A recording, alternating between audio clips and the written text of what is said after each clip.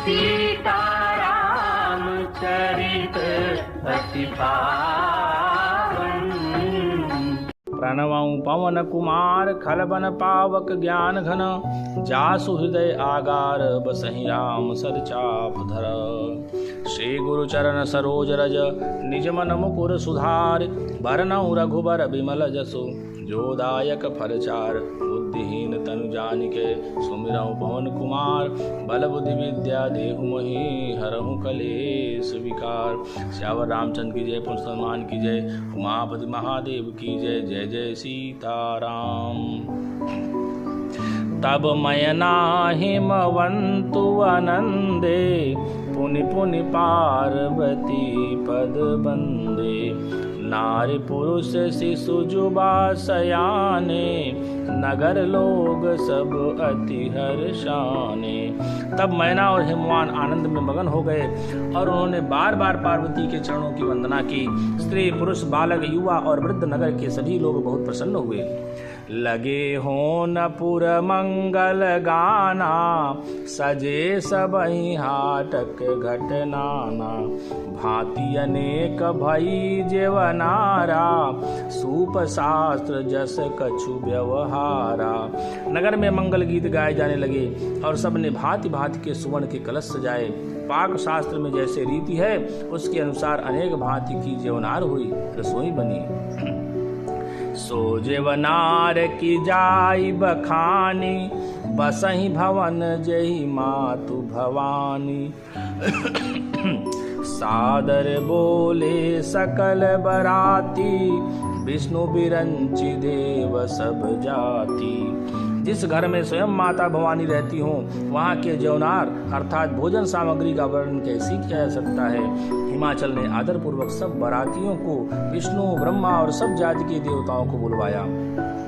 विविधि पाति बैठी जेवनारा, लागे परुषन निपुण सुवारा। नारी वृंद सुरजेवत जानी, लगी देन गारी मृदुबानी। भोजन करने वालों की बहुत सी पंक्ति बैठी, चतुर रसोइये परोसने लगे। स्त्रियों की मंडलियां देवताओं को भोजन करते जानकर कोमल बाणी से गालियां देने लगी।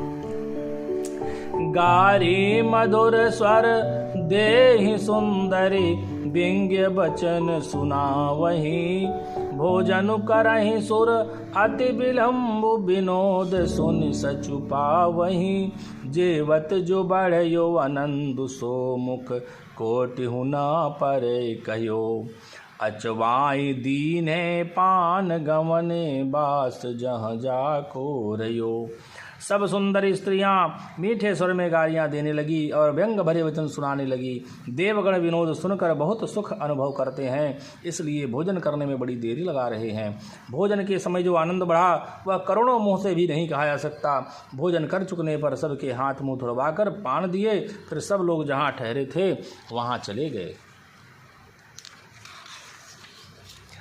बहुरे मुने न हेमवंत कहूँ, लगन सुनाई आई। समय बिलो की विवाह कर, पठय देव बुलाई। फिर मुनियों ने लौटकर हिमवान को लगन पत्रिका सुनाई और विवाह का समय देखकर देवताओं को बुलावा भेजा। बोले सकल सुर सादर लीने, सबहि जथोचित आसन दीन्हे। वेदी वेद विधान सवारी, सुभग सुमंगल गावहि नारी।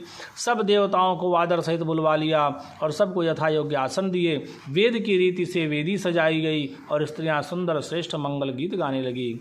सिंहासनु अति दिव्य सुहावा, जाई न बरन बिरंचि बनावा।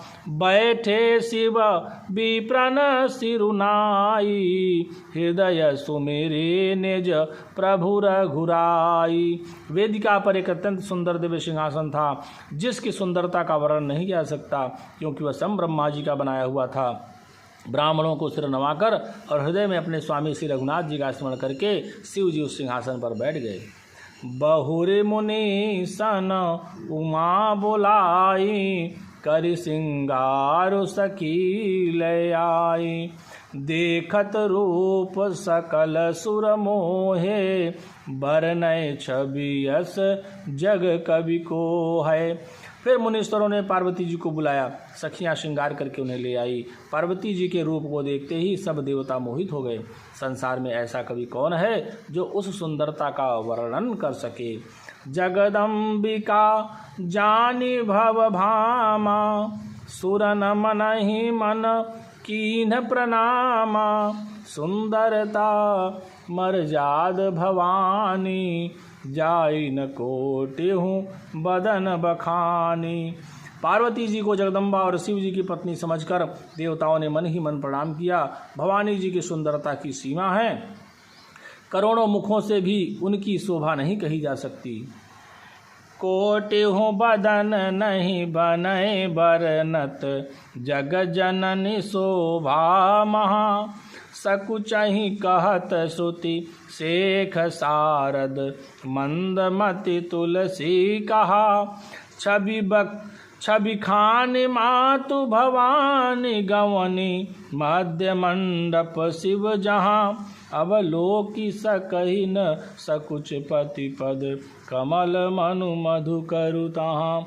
जगत जननी पार्वती जी की महान शोभा का वर्णन करोड़ों मुखों से भी करते नहीं बनता। वेद शेष जी और सरस्वती जी तक उसे कहते हुए सकुचा जाती हैं। तब मंद बुद्धि तुलसी किस गिनती में है। सुंदरता और शोभा की खान माता भवानी मंडप के बीच में जहाँ शिव जी थे वहाँ गई। वे संकोच के मारे पति के चरण कमलों को देख नहीं सकती, परंतु उनका मन रूपी भौरा तो वही रसपान कर रहा था। मुनि अनुशासन गणपति पूजौ शंभु भवानी, को सुनि संशय करिजनी, सूर्यनादि जी जानी। मुनियों की आज्ञा से शिव जी और पार्वती जी ने गणेश जी की पूजन किया। मन में देवताओं को अनाज समझकर कोई इस बात को सुनकर शंका न करे कि गणेश जी तो शिव पार्वती की संतान है, अभी विवाह से पूर्व ही वे कहाँ से आ गए। पवन तनय संकट हरन, मंगल मूर्ति रूप। राम लखन सीता सहित, हृदय बसहु सुरभूप।